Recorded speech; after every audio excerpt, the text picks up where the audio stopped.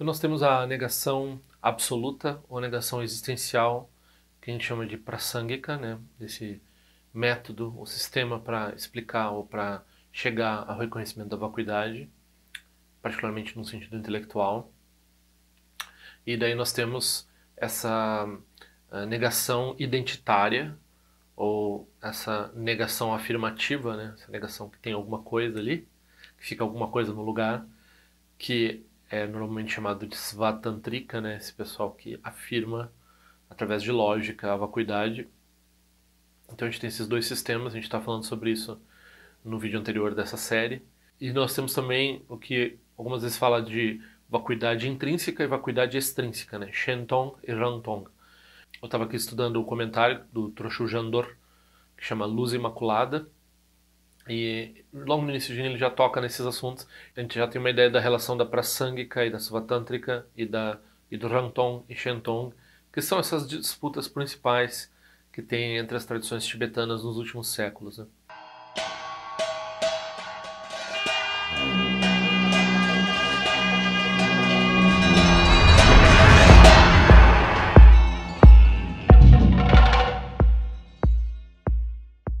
Bom, eu mandei cerca de 40 envelopes com cartões agora em março. Então, em abril eu não vou ao correio, eu vou ao correio só em maio. Quem quiser pedir, eu já tenho 2 pedidos. Eu vou acumular os pedidos para quando eu for sair de casa de novo. Quem quiser fazer contribuições nesse período difícil, né? Todo mundo está precisando, eu estou precisando. Então, tem esse endereço aqui no qual vocês podem encontrar informações bancárias, informações do PayPal, PagSeguro, e podem assim ajudar a atividade do meu canal. Não tem nada ruim ainda, né? Mas a gente fica preocupado com o futuro. Ademais, né, continuem ajudando a divulgar o canal, divulguem nas redes sociais, enviem para os amigos se vocês acharem que eles são interessados, se vocês acharem valor no conteúdo, é óbvio, vocês estão aqui, vocês acham valor no conteúdo, curtam, compartilhem, comentem, mandem e-mail. Algumas coisas é melhor tratar por e-mail do que tratar na área de comentários. Eu recomendo bastante usar o e-mail padma.dorje@gmail.com. Tá aqui meu e-mail. Vocês podem perguntar, fazer comentários, o que vocês quiserem. Algumas vezes eu sou bem radical na moderação da área de comentários, que é para não dar plataforma para as pessoas criticarem o Dharma, divulgarem professores ruins. Tem o caso de uma pessoa que tem um nome meio esquisito que eu não tô... Mesmo quando ela fala alguma coisa que é razoável, eu não tô aprovando. Tenho isso em mente, assim. Comentem, curtam os vídeos, divulguem os vídeos, assinem o canal, por favor, me ajudem a aumentar a popularidade aqui do canal, se é que vocês veem algum valor nisso, né? Então, vamos seguir adiante. Então, se você não percebeu pela introdução, esse é o 10º vídeo do Farol da Certeza, não fuja. A gente está tentando trabalhar eles independentemente, ou seja, será possível acompanhar essa coisa complicada mesmo, tendo pego esse vídeo de sopetão, assim. E, claro, recomendo assistir os outros vídeos, recomendo se inteirar do texto, procurar professores, receber transmissões orais, receber esses ensinamentos. Esse texto é um texto importante na tradição Nyingma, relativamente recente, né, do século XIX. E eu estava fazendo uma coisa arriscada, né? Eu comentei os últimos versos sem ler o comentário. Com alívio, grande alívio, eu percebo que o que eu falei não está em desacordo com o que está no comentário, né? Mas o comentário tem algumas coisas muito suculentas assim que eu tenho que compartilhar com vocês, então a gente vai voltar ao assunto do vídeo anterior, dos versos, né?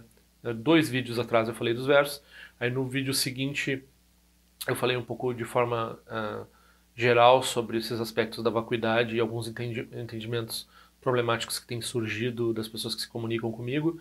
E no vídeo subsequente, né, o vídeo de ontem, que eu não coloquei na série do Farol da Certeza, no final, de acordo com esse comentário aqui, talvez eu pudesse colocar, porque também ele fala em algum momento dessa questão da ilusão, né? Então eu vou tentar fazer uma tradução rápida de alguns trechos aqui, e que eu achei mais importantes.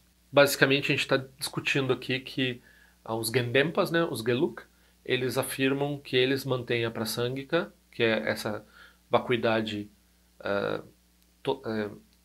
que é uma negativa, uma negação não afirmativa ou uma negação absoluta, uma negação existencial. Então a gente está usando, eu estou falando sempre as 3 coisas. O livro usa negação absoluta, né? Eu gosto mais do negação existencial, e o Dalai Lama, o mais consagrado na literatura, é negação negativa não afirmativa. Claro, a primeira vez que eu li isso, muitos anos atrás, negativa, não afirmativa, é extremamente esotérico, né? Porque é uma coisa assim, não, e a gente vai ouvir lamas falando dupla negação, né, também, alguma coisa assim. Então, quem estudou um pouco de lógica também vai ver que a dupla negação tem um aspecto interessante na lógica ocidental, que, né, a gente não sabe se a gente vai usar um sistema intuicionista ou não intuicionista, ou seja, se uma dupla negativa é o oposto, né, ou seja, você nega e nega de novo, então você está afirmando, né? Então essa é a versão não intuicionista, né? E a versão intuicionista a gente vai dizer que se a gente nega duas vezes, a gente não está deixando nada ali dito, né? Então, eu acho que, né, não tem uma relação, né, eu estou falando isso por curiosidade, não tem uma relação direta com a dupla negação e essa negação não afirmativa. Ah, quando a gente está falando isso no Dharma, essas diferenças, a gente está falando muito mais em termos práticos, que inclui lógica e epistemologia, do que num termo estritamente lógico, como se formaliza hoje em dia em filosofia, né? Então, uma negativa não afirmativa não é exatamente igual a uma dupla negativa, mas ela tem uma certa relação, essas ideias, né? O Dzong Sartyense Rinpoche, eu ouvi um ensinamento longo dele sobre o Madhyamakavatara, e ele brincava várias vezes, né? Quem conhece bem esse negócio de dupla negativa é o Tsongkhapa. Então ele estava dizendo que, né, o orgulho final, o entendimento final dos Geluk é essa negativa absoluta, essa negativa não afirmativa, terceira vez, essa negativa existencial, e eles consideram isso o ápice do entendimento do caminho do meio, da Madhyamaka, e isso é a Prasangika, ok? Certo. Daí, todo mundo no budismo tibetano diz também aceita essa negativa não afirmativa, né?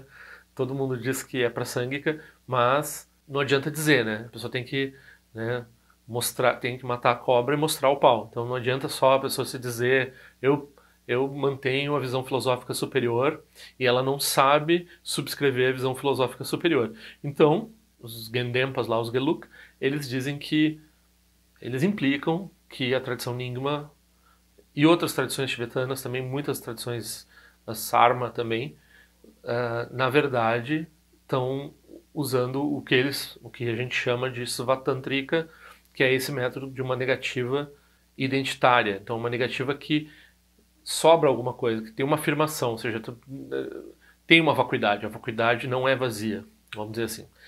Não é exatamente isso que a Svatantrika diz, mas a implicação é essa. A implicação é que a vacuidade pode ser apontada positivamente, né? Então dá para chegar a uma conclusão e botar a vacuidade como uma formulação mental, ok?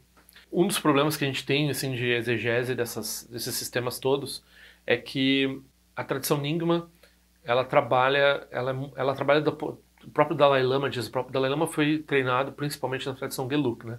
Então ele é reconhecido como professor Geluk, mas ele diz que os Nyingmas falam do ponto de vista de um Buda para os seres sencientes. Então a colocação dos ensinamentos Nyingma, eles usam com muito mais facilidade, tem menos problemas com usar ensinamentos expedientes. É curioso esse jogo aqui, né? Então, por exemplo, o próprio Dalai Lama também diz que a tradição Nyingma, ela é caminho do meio, ela é prasangika, né? Ela se diz prasangika e ela é prasangika, mas ela tem uma estética Yogacara, uma estética, ele não chega a dizer uma estética Svatantrika, mas a tradição seria Svatantrika e Yogacara, né? Essa combinação de Svatantrika com Yogacara, que seria a estética. Por que é a estética? Porque quando a gente vai falar em prática, a gente tem certas prerrogativas que a gente usa como método expediente, que são particulares da Nyingma e que tem uma cara toda, né, que não está dentro da argumentação filosófica, propriamente dita, argumentação lógica do sistema, né? Então, é um método que tu usa para chegar num lugar, para realizar certas coisas e assim por diante. Não diz respeito ao debate, a chegar a uma conclusão, e não diz respeito à natureza da realidade, diz respeito à prática. Então, a separação assim entre o expediente e o definitivo nos ensinamentos é muito importante. Então, a Nyingma fala de cima para baixo, e segundo o próprio Dalai Lama, que é uma figura importante dentro da Geluk, a Geluk fala de baixo para cima, ela fala do ponto de vista dos seres sencientes tentando entender o que que é o Buda. Então a gente pode dizer assim, ah, mas a Nyingma parece que é superior, né? Porque ela está falando do ponto de vista... Mas aí tu pode dizer também, não, mas a Geluk é mais compassiva, porque ela está falando mais do que os seres sencientes, do ponto de vista dos seres, né? Na verdade, de cima para baixo e de baixo para cima não tem nenhuma valoração nisso, né? Tem apenas uma diferenciação e uma identidade própria das tradições de falar dessa forma, né? Mas isso tem implicações para o entendimento. Então, o que surge é esse sectarismo e essa implicação de que as outras tradições tibetanas, principalmente a Nyingma e a Jonan, elas não usam a Prasangika, elas usam a Svatântrica. Então, elas não têm a negativa não afirmativa, elas têm uma vacuidade que tem algum problema. E daí a Svatântrica, na Nyingma, a gente vai dizer assim, a Svatântrica é um jeito de lidar com certos seres que têm certos obstáculos. Ela não produz o resultado, mas é uma forma de trabalhar ideias do Dharma dentro de certos contextos. Então é meio que incorporado, assim, como um meio hábil, né? E tem um pouco mais um ranço dentro da visão Geluk de que é aquilo ali um obstáculo para o entendimento final. Então eles tendem a querer deixar muito mais claro que a Svatantrika é um problema, não é algo assim para ser sustentado para uso de certas pessoas, é algo para ser refutado mesmo, ok? Tem todo esse jogo aqui, né, desse palavreado todo, que a gente está discutindo exatamente o que? A gente está discutindo esse momento, assim, que foi feito essas perguntas e ele recebeu essa luz de Manjushri, né, ele teve esse esclarecimento, ele teve esse momento de yoga, né, de comportamento destemido dele, em que ele se uniu, teve esse reconhecimento direto, né, e daí ele foi responder com coragem o que ele estava sendo perguntado ali, né. Então, de onde vem essa sabedoria, de onde vem essa capacidade de responder essas questões com relação à vacuidade? Aí isso aí brota do Manjushri, né, da figura do Manjushri. Os comentários eles são muito detalhados, né? Esse comentário é bem maior que o texto, talvez 10 vezes maior que o texto, né? Então tem um resumo muito conciso aqui das formas de Madhyamaka. Então, as duas primeiras formas de Madhyamaka são caminho do meio, ou seja, estão tentando explicar a vacuidade do ponto de vista Shravakayana. Então, elas tentam falar, né, de partículas que não têm, indivisíveis, que não têm partes, né, partículas de espaço. E daí a afirmação é que como as coisas todas são compostas dessas partículas, então elas são vazias porque elas são compostas de coisas indivisíveis, né? Então, mas parece que existem essas partículas. A forma de falar da vacuidade é dizer que tem essas partículas, mas isso não é bem vacuidade, né? Então, mas tem esse método de explicar a vacuidade dentro da Madhyamaka. Depois vem esse pessoal que fala daí instantes de tempo, mas daí também os instantes de tempo são discretos, né? Então tem uma dificuldade entre explicar o que é contínuo e o que é discreto dentro dessa tradição. Então tem como se fosse um filme, né? Tem frames assim acontecendo. E esses frames também é uma outra forma de falar de coisas indivisíveis, só que daí no tempo, e que daí é vazio porque tem essas partes indivisíveis. Então essa explicação de vacuidade Shravakayana. Aí depois aqui ele fala da explicação Chittamatra, né? Então que requer uma consciência da relatividade no lugar dos dois tipos de falsamente superimpostos, visão de eu superimposto. Então, que é parikalpita. E essas duas coisas são negadas. Então, as duas visões de eu são essa que é mais automática, que é baseada nos hábitos, e essa visão do eu, que é baseada numa noção de alma, num conceito que se coloca em cima, né? Então, tem essas duas formas de refutação. Mas daí, como eles se focam nisso, para eles é difícil superar a noção de substancialidade, porque tem essa apreensão intencional, né? Então, como tem essa apreensão intencional, eles acabam reificando, assim, em lato sensu, reificam a mente, né? Então, essa é a ideia que a Chittamatra reifica a mente. A Svatantrika, daí tem a Svatantrika e a Prasangika. A Svatantrika, ela implica que fica alguma coisa no lugar, quando você nega, né, que as coisas têm uma existência intrínseca, fica alguma coisa no lugar que você deixou vazio por essa... Então, ele já está falando as coisas desse jeito, porque o argumento Geluk é deixar alguma coisa no lugar, que é deixar o pilar no lugar do pilar e tirar, né, a existência intrínseca do pilar. Então, o jogo aqui, que a gente vai ver depois de forma maestral sendo feita aqui, é que o argumento Geluk para dizer que eles são Prasangika e os outros são Suvatântrica, na verdade acaba afirmando que eles mesmos são Suvatântrica. É um judô intelectual do século XIX, assim, né? Então eles dizem que daí esse apego à substancialidade, ele não chega nem mesmo, não é nem mesmo não parece nem mesmo necessário negar qualquer coisa, porque se o pilar existe como um pilar, então por que nós estamos discutindo, né? Por que nós estamos inventando uma coisa para refutar depois, que é esse objeto da negação que os Geluk estão falando, né? Então a gente inventa uma coisa para depois fazer toda uma refutação, mas deixa o pilar no lugar dele. Então eles estão dizendo que isso aqui, não, isso daqui é a Svatantrika. Isso não é Prasangika. Embora se diga que os Prasangikas ou Madhyamakas, nenhum deles tem intenções mais elevadas ou mais baixas com relação ao sentido definitivo. Então, o sentido definitivo na Svatântrica e na Prasangika, na verdade, o modo de estabelecimento da Svatântrica é falho, de certa forma. Mas o sentido definitivo deles é o mesmo, eles não estão perdidos com relação a isso, embora não seja isso que os Geluk dizem, né?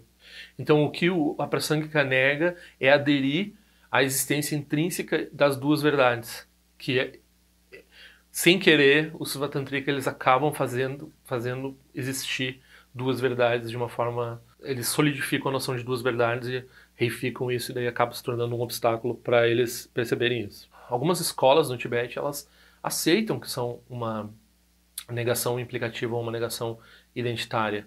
Então, por exemplo, a Jonang, né, com o Shenton, eles vão dizer, não, sim, claro, a natureza de Buda existe, independente, o que não existe são esses obscurecimentos, essas falhas, né? Então a gente afirma a existência da natureza de Buda. Todas essas qualidades não são negadas. Então eles vão dizer, não tem vergonha nenhuma de dizer isso, né? Então essa natureza de Buda, ela é permanente no sentido de não se alterar com o tempo, ela é estável, né? Ela é imutável. Ela é completamente estabelecida, ela não tem como melhorar ou piorar. E não é vazia de sua própria essência. Então a vacuidade não é vazia. Essa é a teoria do Shenton, que é implicado pelo que eles falam, ok?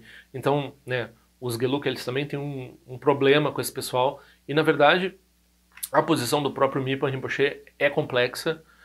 Vai se encontrar papers sobre isso hoje em dia e tudo. Porque um dos professores principais dele era um Shentonpa, que é o Jamenjense Wangpo, ele era um Shentonpa declarado.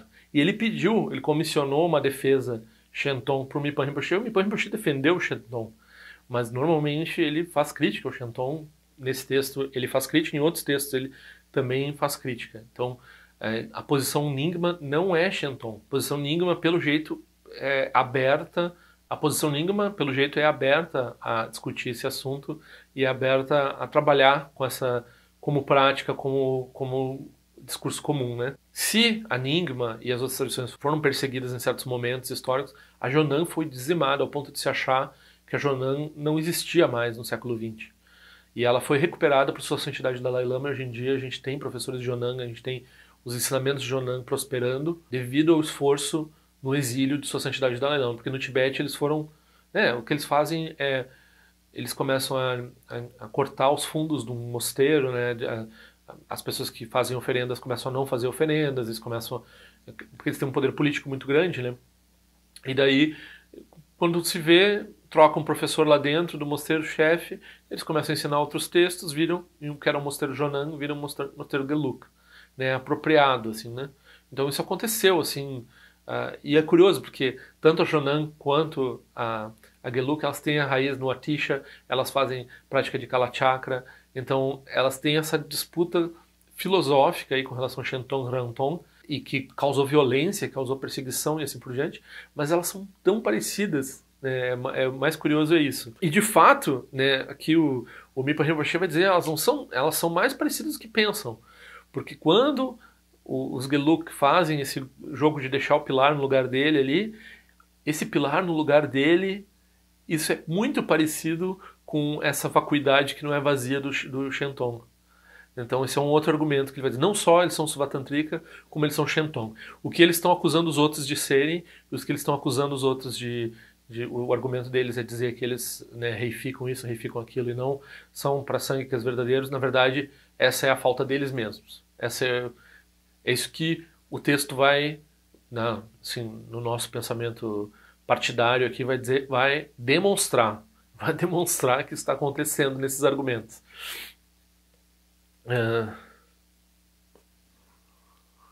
Então, isso aqui vai seguir, tem depois, então o teaser fica assim, ó, tem uma citação do Longchamp no próximo vídeo, uma citação do Ron Zompa, excelente, fantástica, maravilhosa. Então, eu pensei que eu ia conseguir lidar tudo isso, mas já ficou meio longo, eu vou deixar para o próximo vídeo. Nós vamos seguir nos primeiros versos, que chega lá no pilar, né? Quando a gente chegar lá no pilar, depois de trabalhar um pouco esse comentário aqui, o pilar vai longe, né? Esse pilar, a gente vai entrar em conceitos bem sofisticados de Pramana, né? A gente vai falar de características, apego a características, e modos de apreensão modal, sei lá, mas o que eles falam, que é toda vez que eu aprendo eu esqueço 5 minutos depois. Então, para mim é bem difícil de explicar. Ao contrário dessa parte aqui de nome de escola, não sei o que, isso para mim eu tenho uma visão geral boa com relação a isso, acho fácil de explicar. Mas quando a gente vai entrar na prova mesmo, vocês vão ver eu suando aqui, porque essas provas, às vezes eu entendo elas, mas para repetir elas e explicar não é bem assim, não. Fiquem no aguardo, então, das citações do Longchamp, do Ron Zompa e de me ver suar nos próximos episódios, então.